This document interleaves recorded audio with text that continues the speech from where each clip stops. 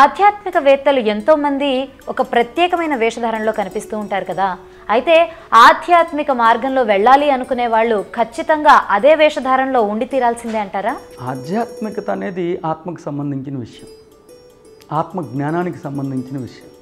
దానికి ఒక ప్రత్యేకమైన వేషధారణలో ఉండి తీరాల్సిందే అనే ఒక నియంత్రణ అనే ఒక కండిషన్ ఏమీ లేదు. కానీ కొంతమంది ప్రత్యేకమైన వేషధారణలు వేసుకుంటూ ఉంటారు, అదేం తప్పు కాదు.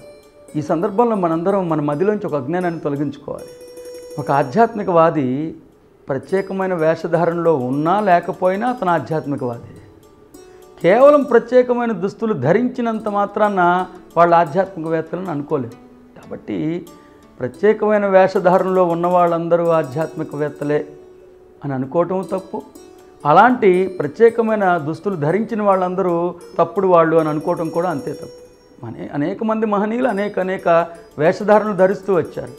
వేషధారణలు ధరించిన వాళ్ళందరూ ఆధ్యాత్మికవేత్తలే, సరైన వాళ్ళే అనుకోవటము సరైన అంశం కాదు. అలాంటి దుస్తులు ధరించిన వాళ్ళందరినీ మనం తప్పు పట్టడం అంతే తప్పు. అందులో కొంతమంది మహనీయులు ఉన్నారు, కొంతమంది ఆ ముసుగులో తమ పబ్బాన్ని గడుపుకుంటున్న వాళ్ళు కూడా ఉన్నారు. అందుకేనేమో శంకరాచార్యుల వారు కొన్ని వేల సంవత్సరాల క్రితమే మన సందేహాలు నివృత్తి చేయడానికి భజగోవిందం అనే అద్భుతమైన గ్రంథాన్ని, జ్ఞానాన్ని మనకు అందించారు.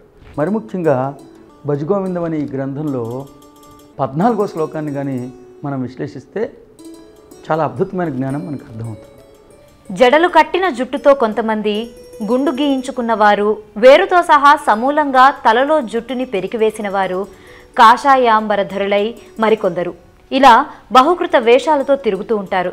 వీరు ఉదర పోషణకై ఈ వేషాలతో తిరుగుతున్నారే కానీ సత్యదర్శనాన్ని పొందలేకున్నారు. అంటే బహుకృత వేషాలు, అనేక వేషాలతో తిరుగుతుంటారు. కొంతమంది పూర్తిగా గుండు చేయించుకుంటారు, కొంతమంది విపరీతంగా జుట్టు పెంచుకుంటారు, కొంతమంది వేర్లతో సహా జుట్టు పీకేసుకుంటారు, కొంతమంది కాషాయ దుస్తుల్లో తిరుగుతుంటారు.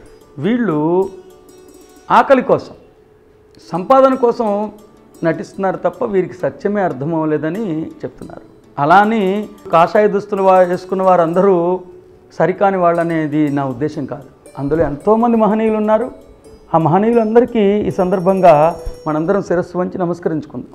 కానీ కేవలం కాషాయ వస్త్రాలు వేసుకున్నందుకు మాత్రాన, కేవలం జడలో లేకపోతే ప్రత్యేకమైన వేషధారణలో ఉన్నంత మాత్రాన వాళ్ళందరూ సరైన ఆధ్యాత్మికవేత్తలే అని అనుకునే తప్పు చేయొద్దు. అలానే అందరినీ తప్పు పట్టద్దు. అందులో ఉన్న మహనీయులందరికీ నమస్కరించుకుందాం. కానీ ఈసారి నుంచి అజ్ఞానాన్ని తొలగించుకుందాం.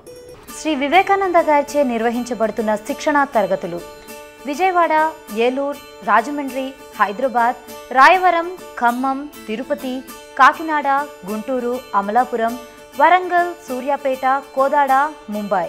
మీరు సంప్రదించాల్సిన ఫోన్ నంబర్ 9848258366.